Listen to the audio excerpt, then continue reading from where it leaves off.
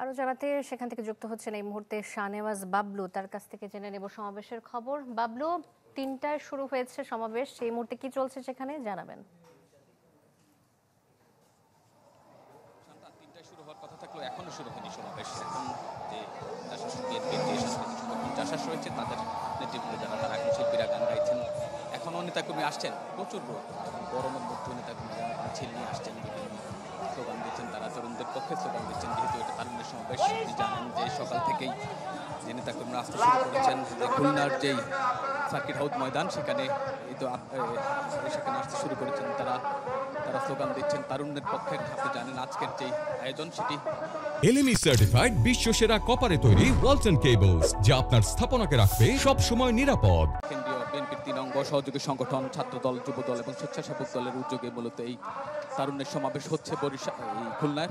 এখানে বরিশাল এবং খুলনার বিভাগের যারা নেতৃবৃন্দ রয়েছেন তারা অংশ নেবেন। এছাড়া এখানে বিশেষ করে মূল আকর্ষণ যেই তারুণ্যের যে সমাবেশ এবং যে সেমিনার করেছিল বিএনপি, এটার মূল আকর্ষণ হচ্ছে সাম্প্রতিক সময় অর্থাৎ বিগত সময়ের মধ্যে যে স্ব সেক্টরে যেসব তরুণরা ভূমিকা রেখেছেন তাদেরকেই মূলত তাদেরকে আমন্ত্রণ জানানো হয়েছে এই সভা এবং সেমিনার এই সমাবেশগুলোতে। সেখানে তারা বক্তব্য দেবেন এবং তাদের যেই বিগত সময় তাদের ক্ষেত্রে কর্মক্ষেত্রের অভিজ্ঞতা সেগুলো শেয়ার করবেন। তারা বলছে এখানে যারা আয়োজক কমিটি রয়েছেন, বিশেষ করে ছাত্রদল, যুবদল এবং স্বেচ্ছাসেবক দল নেতাকর্মী যারা রয়েছেন, বিশেষ করে শীর্ষ নেতৃত্ব যারা এখানে অংশ নিয়েছেন, তারা বলছেন যে তাদের যে আগামী দিনের যে রাজনীতি এবং রাষ্ট্র পরিচালনার যে চিন্তা ভাবনা রয়েছে সেই চিন্তা ভাবনা এবং বর্তমান যে তরুণদের চিন্তা ভাবনা সেটির সঙ্গে একাত্মতা পোষণ করে তারা আগামীর কর্মকাণ্ড, রাজনীতি তথা রাষ্ট্র পরিচালনার কাজে ব্যয় করতে চান। তো আজকের যেই সমাবেশ সেটি বিএনপির স্থায়ী কমিটির সদস্য সালাউদ্দিন আহমেদ তিনি প্রধান অতিথি হিসাবে বক্তব্য রাখবেন।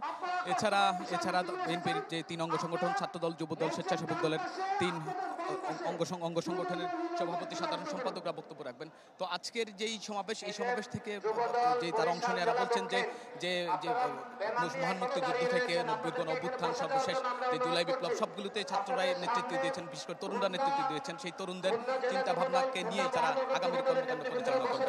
শান্তা, ধন্যবাদ বাবলু আপনাকে। এখনো নেতাকর্মীরা আসছেন, যে খবরটি জানাচ্ছিলেন আমাদেরকে খুলনা সার্কিট হাউস থেকে, ময়দান থেকে আমাদের সাথে যুক্ত হয়েছিলেন শাহনেওয়াজ বাবলু।